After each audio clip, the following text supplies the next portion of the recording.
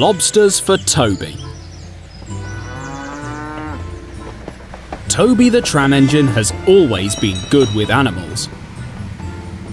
Whether they be bulls, sheep, pigs, all creatures big or small warm up to Toby's good nature. Though the other engines are more than capable, the tram engine is often given the duty of pulling the livestock trains during market season. Toby has never had an incident with any of the market trains.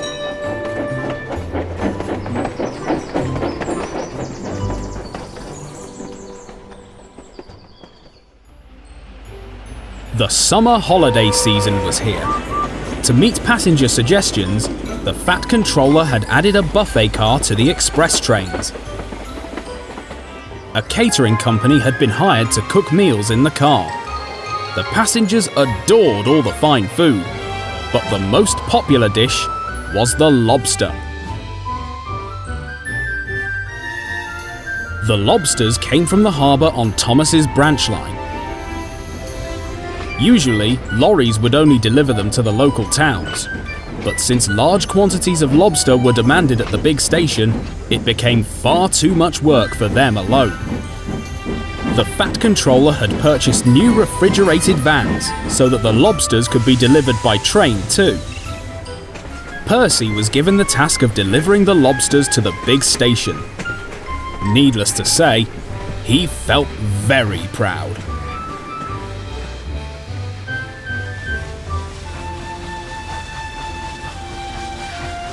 He had arrived early at the harbour.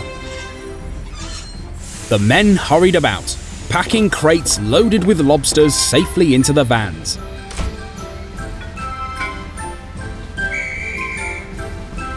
At last, the guard blew his whistle and Percy set off quickly. Too quickly. The vans jerked forward and banged into each other as Percy rushed out of the port.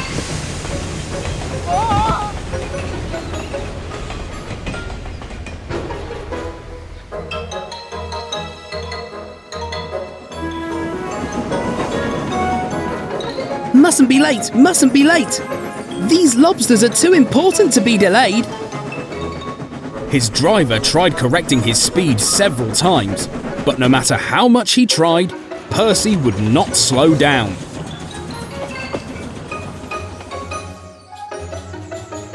Some sections of track had been bent by the intense summer heat. The vans biffed and banged into each other as Percy sped along the rails, the crate slipping and falling as he did.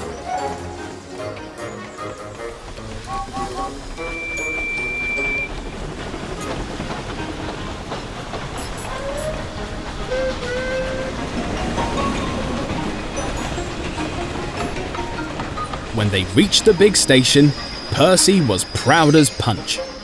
He was still feeling confident as the men began unloading the vans. "Oi!" a workman cried as the crates fell on top of him the moment he opened the door. Percy blushed in embarrassment. He knew the Fat Controller would be cross with him. And he was. "I am most disappointed in you, Percy," he scolded. "Too many lobsters were deemed unconsumable due to your carelessness. There were not enough of them to serve the passengers today.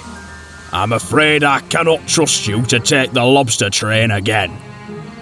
"I'm sorry, sir," Percy said meekly. "Now I must find a replacement engine to take the train tomorrow morning." "Please, sir," peeped Thomas. "We all know how capable Toby is of taking any livestock train. I'm sure the lobsters would be a cinch for him." The Fat Controller smiled warmly at the old tram. "What a splendid idea! What do you say, Toby?" "I'd be delighted to, sir." "Excellent. I'll make the arrangements right away."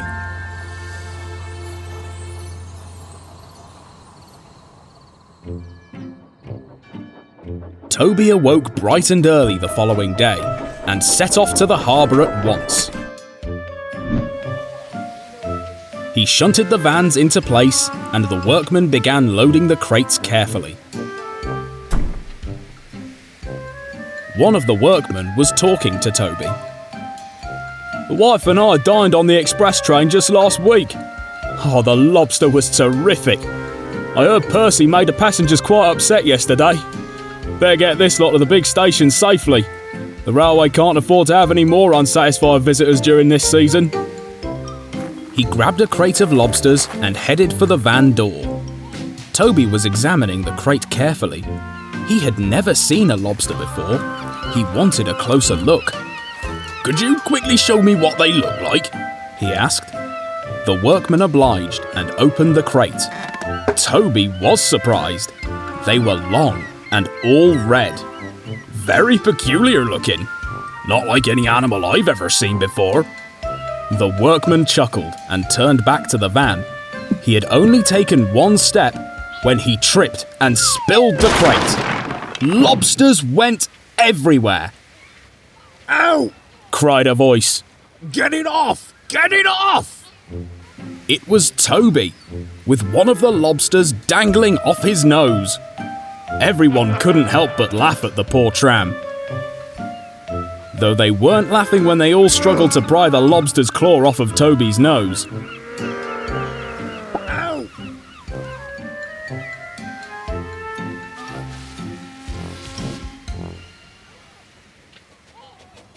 Not even Champion gave me this much trouble, squirmed Toby as he finally set off, his voice sounding all funny.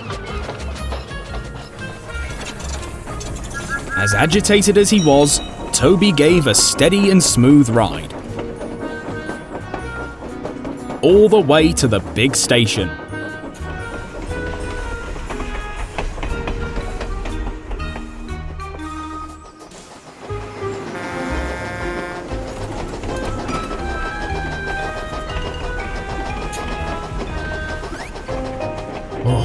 Finally, Toby sighed as he braked to a gentle halt at the station platform.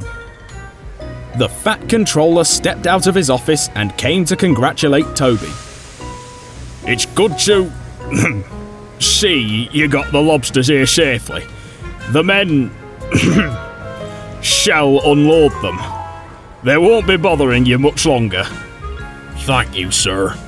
I don't mean to sound shellfish, but may I have a rest and have my nose seen to?" asked Toby nasally. "Of course, Toby," replied the fat controller. He tipped his hat and returned to his office.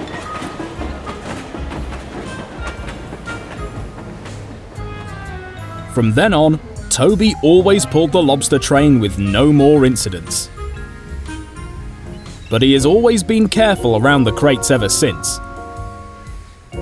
For he and the lobsters don't really see eye to eye. Or should we say, buffer to claw.